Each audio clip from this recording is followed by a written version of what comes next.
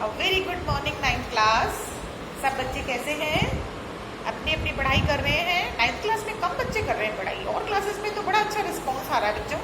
आपकी क्लास में कुछ बच्चों का रिस्पांस तो बिल्कुल भी नहीं आ रहा है, और कुछ बच्चे अपना बिल्कुल रेगुलर वर्क भेज रहे हैं। तो आप लोग जो बच्चे काम नहीं भेज रहे हैं, वो काम क्यों नहीं भेज रहे हैं? क्या कारण है मुझे बताइए व्हाट्सएप पे, कि आपको समझ में नहीं आ रहा है, या आपके पास नहीं पहुंच रहा है, या आपको इंटरनेट की प्रॉब्लम हो रही है। क्या प्रॉब्लम हो रही है आप लोगों को? क्यों नहीं भेज रहे हैं आप लोग काम? प्लीज़ मुझे, अगर कोई प्रॉब्लम नहीं है किसी को, तो प्लीज़ मुझे टाइम पे काम भेजें और अपना अपना काम सब बच्चे चेक कराएं। ठीक है? ओके। आज हम चैप्टर 7 का पार्ट 1 में मैंने पढ़ाया था नॉन कॉर्डेटा या इनवर्टिब्रेटा। जिन एनिमल्स में स्पाइनल कॉर्ड नहीं पाई जाती है उनकी स्टडी की थी हमने, और आज हम पढ़ेंगे वर्टिब्रेटा जिनमें स्पाइनल कॉर्ड पाई जाती है।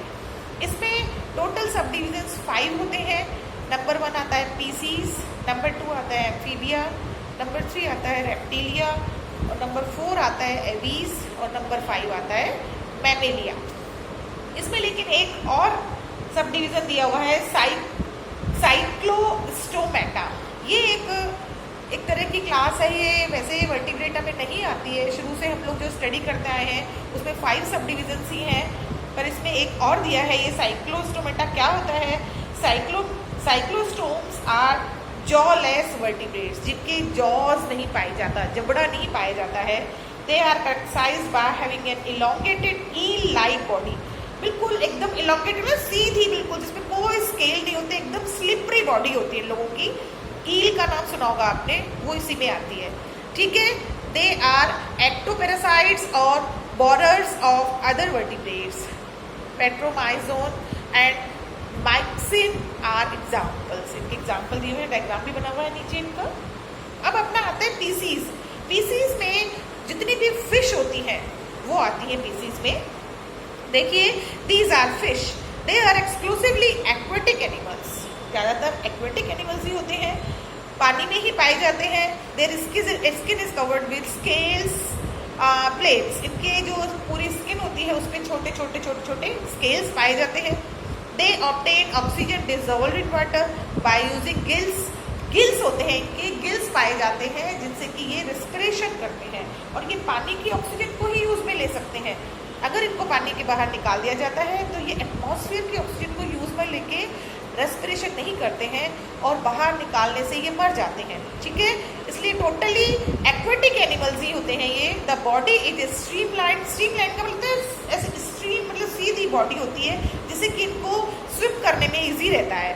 And a muscular tail is use for movement. They are cold blooded and their heart have only 2 chambers unlike the 4 that humans have.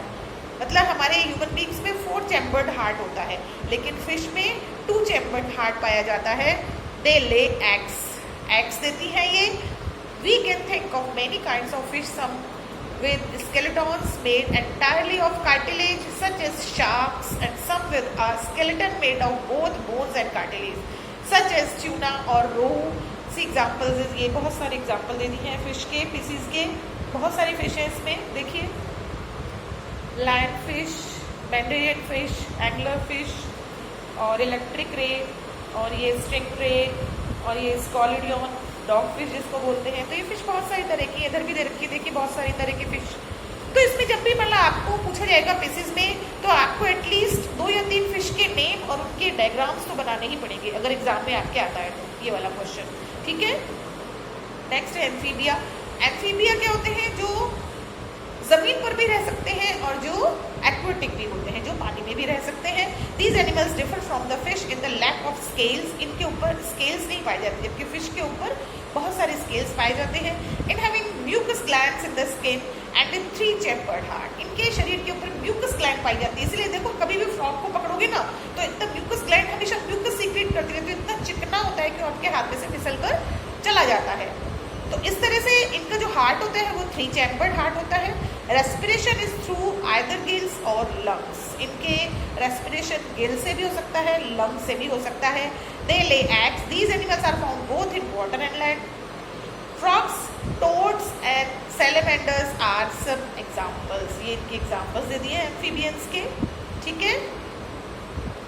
अब है reptilia.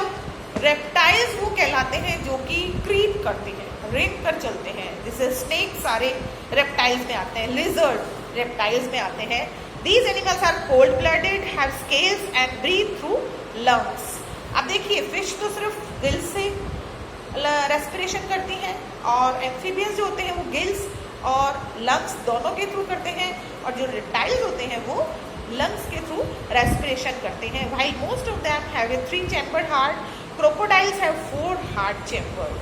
They lay eggs with tough covering and do not need to lay their eggs in water. Unlike amphibians, मतलब इनको eggs, amphibians जो होते हैं ना, जो frogs वगैरह जो होते हैं वो सारे के सारे एग्स देते हैं, लेकिन एग जो होते हैं वो सिर्फ पानी में ही देते हैं। वो फिर पानी में उनसे एग से टेडपोल्स निकलते हैं जिनकी टेल पाई जाती है, फिर वो पानी में तैरते हैं, धीरे धीरे अपना लाइफ साइकिल पूरा करके फ्रॉग बनता है, तब वो लैंड पे रह सकता है। लेकिन एग तो वो पानी में ही देते हैं, लेकिन जो रेप्टाइल्स होते हैं वो अपने एग लैंड पे भी देते हैं। Lay their eggs in water, इनको जरूरत नहीं होती पानी की। Unlike amphibians, snakes, turtles, lizards and crocodiles fall in this category. अब नंबर 5 पे अपनी आती है एवीज। एवीज का मतलब होता है बर्ड्स, जो कि सारे उड़ने वाले होते हैं। These are warm blooded animals and have a 4 chambered heart. They lay eggs, there is an outside covering of feathers and 2 forelimbs are modified for flight. इनके जो 4 limbs होते हैं, 4 limbs जो जैसे फ्रॉग वगैरह में 4 limbs आगे के होते हैं ना, इनके जो 4 limbs होते हैं वो किस में मॉडिफाइड हो जाते हैं? विंग्स में मॉडिफाइड हो जाते हैं। They breathe through lungs. All birds fall in this category. जितने भी बर्ड्स हैं वो इस कैटेगरी में आती हैं। बर्ड्स जो होती है ना, इनकी भी क्या है, स्ट्रीमलाइन बॉडी होती है, जिससे कि इनको उड़ने में इजी रहता है, और इनकी जो बोन्स होती है ना बहुत होला होती है, जिससे इनका लाइट वेट होता है, जिससे उड़ने में इजी रहे। ठीक है। अब लास्ट कैटेगरी अपनी आती है मैमेलिया। मैमल्स में हम लोग आते हैं, ह्यूमन बींग्स आते हैं, और वो आते हैं जो एग्स वगैरह नहीं देते हैं, जो बेबी बॉर्न करते हैं, यंग वंस, जिनके डायरेक्ट यंग वंस पैदा होते हैं वो आते हैं। ठीक है। और जिनके बॉडी पे हेयर पाए जाते हैं वो आते हैं, और जो अपने यंग वंस को अपनी मेमोरी ग्लैंड से फीड कराते हैं, दूध पिलाते हैं, वो मैमल्स की कैटेगरी में आते हैं। ये इनके मेन 3 कैरेक्टरिस्टिक्स हैं मैमल्स के। Mammals are warm blooded animals with 4 chambered heart. They have memory glands for the production of milk to nourish their young ones. Their skin has hair as well as sweat and oil glands. Most mammals familiar to us produce live young ones. However, a few of them, like the platypus and the echidna, lay eggs, and some, like kangaroos, give birth to very poorly developed young ones. Some examples are shown this figure 7.26 में देखिए दे रखा है mammals का। The scheme of classification animals shown। तो ये हमारे animals का देखिए पूरी टेबल दे रखी है इसमें, इस वाले पेज पे देखिए आप, इसमें पूरा दे रखा है। एनिमल्स जो होते हैं वो सेलुलर लेवल ऑफ ऑर्गेनाइजेशन और टिश्यू लेवल ऑफ ऑर्गेनाइजेशन। तो सेलुलर में पॉरीफेरा और टिश्यू लेवल में आ गया अपना Coelenterata, Platyhelminthes and Nematoda and coelomate, इसमें भी ये सारे आ गए। अब इसमें नोटोकॉर्ड और नोटोकॉर्ड प्रेजेंट, इसमें क्या है कि जिनके नोटोकॉर्ड पाई जाती है, जिनके नहीं पाई जाती है, उनको भी अलग अलग कैटेगरीज में डिवाइड कर दिया है। तो ये टेबल देख लीजिए, अभी पढ़ाया है वही है सारी table. Nomenclature. As you might be able to appreciate, it would be difficult for people speaking or writing in different languages to know when they are talking about the same organism. This problem was resolved by agreeing upon a scientific name for organisms in the same manner that chemical symbols and formula for various substances are used the world over. The scientific name for an organism is thus unique and can be used to identify it anywhere in the world. The system of scientific naming or nomenclature we use today was introduced by Carolus Linnaeus in the 18th century. The scientific name of an organism is the result of the process of classification which puts it along with the organisms it is most related to. But when we actually name the species, we do not list out the whole hierarchy of groups it belongs to. Instead, we limit ourselves to writing the name of the genus and species of that particular organisms. World over, it has been agreed that both these names will be used in Latin form. Certain conventions are followed while writing the scientific name. The name of the genus begins with a capital letter. The name of the species. मतलब क्या है कि classification करने से क्या हुआ कि हमको पर्टिकुलर एक अलग अलग एनिमल्स की स्टडी नहीं करनी पड़ी. हमको कुछ एनिमल्स जिनकी सेम कैरेक्टरिस्टिक होती हैं उनको एक कैटेगरी में डिवाइड कर दिया, और जैसे जीनस है इसमें इतने सारे एनिमल्स आते हैं, फिर उनकी क्लासेस क्या है, उसमें ये आते हैं, उसमें ये एनिमल्स आते हैं, तो हमको इसकी स्टडी करने में ईजी हो गया, इसलिए क्लासिफिकेशन करना पड़ा. बस यही दे रखा है इसमें. तो ये अपना आज चैप्टर कंप्लीट हो गया बच्चों.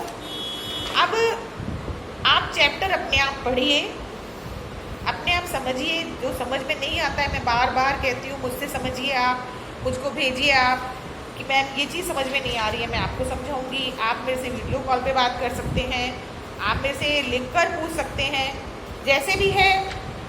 लेकिन काम 9th क्लास बहुत कम बच्चों का आ रहा है. प्लीज़ प्लीज़ प्लीज़ मुझे अपना काम भेजिए, नहीं तो मैं कैसे करूँगी कि आपके असाइनमेंट में नंबर कैसे आएंगे बताइए आप. और मार्क्स नहीं आएंगे तो आपका साल ख़राब हो जाएगा. ऐसे ही चलेगा. आप तो स्टडी पता नहीं कितने दिन तक चलेगी ऐसे स्टडी. तो इसलिए प्लीज़ बिल्कुल सीरियस होकर, जैसे क्लासेस में स्टडीज़ करते हैं इस तरह से सीरियस होकर अपनी स्टडीज़ कीजिए और टाइम पे अपना काम करके भेजिए. और कुछ बच्चों का इतना पेंडिंग हो चुका है, देखिए 5, 6, 7 चैप्टर मैं ये पढ़ा रही हूँ. अब 6 चैप्टर तक मान लो किसी बच्चे ने नहीं भेजा है तो एक साथ करके कैसे भिजवाएगा काम बताइए. ठीक है ना. तो इसलिए टाइम पे मुझे काम भिजवाइए और मैं आपको उसकी कोई भी प्रॉब्लम होगी सॉल्व करूँगी. टेक्स्ट एक्सरसाइज दूंगी, एक्सरसाइज दूंगी, इनकी सबकी मैं आपको वर्कशीट दूँगी. ठीक है. Okay, thank you.